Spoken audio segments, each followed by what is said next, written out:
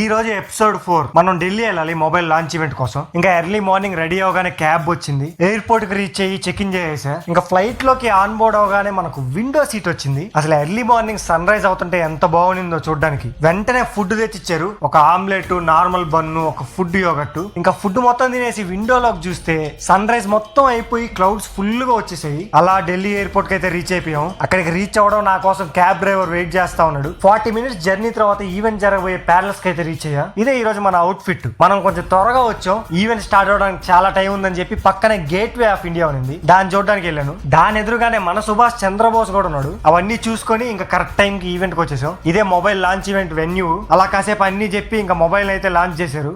Life surprises you. So, zoom in and capture.